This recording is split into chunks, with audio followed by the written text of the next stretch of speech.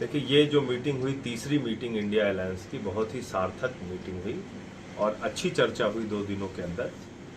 कई सारी कमेटियां बनी हैं, कोऑर्डिनेशन की कमेटी बनी, कैंपेन की कमेटी बनी, मीडिया की कमेटी बनी, सोशल मीडिया की कमेटी बनी और इससे अब काम में तेजी आएगी। आपस में एक अच्छा तालमेल बनाकर भारतीय जनता पार्टी के खिलाफ और नरेंद्र मोदी जी की सरकार के खिलाफ इनकी असलियत को देश के सामने रखने का मौका मिलेगा। इसके अलावा आने वाले 1 से 1.5 महीने के अंदर उम्मीद है कि सीट शेयरिंग का भी मामला तय हो जाएगा। कौन सी पार्टी कहां से चुनाव लड़ेगी, इसके बारे में भी चर्चा हुई।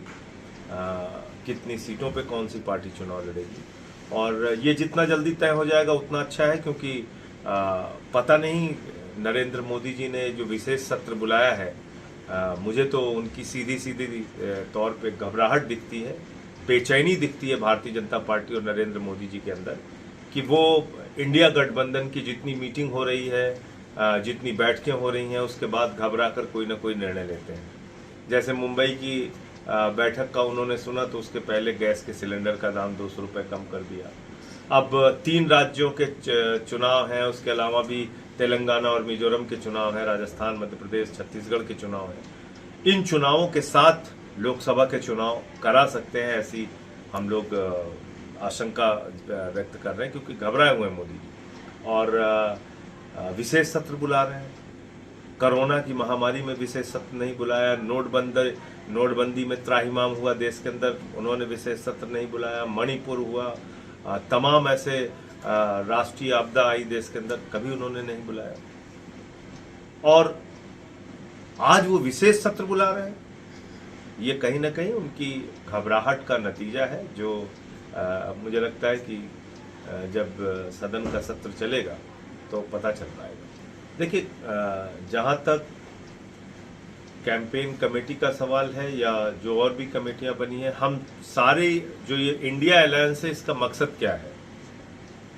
प्रधानमंत्री नरेंद्र मोदी जी सिर्फ एक व्यक्ति के लिए काम कर रहे हैं। सारे आकाश से लेके पाताल तक, जहाज से लेके जमीन के नीचे का कोयला तक, सब कुछ अपने दोस्त को देते जा रहे हैं। आज भारत की बदनामी पूरी दुनिया में हो रही है, जिस तरह से भ्रष्टाचार के मामले प्रधानमंत्री के करीबी दोस्त के सामने आए हैं। बेरोजगारी का आलम यह है कि 4 साल की नौकरी सेना में आप दे रहे हैं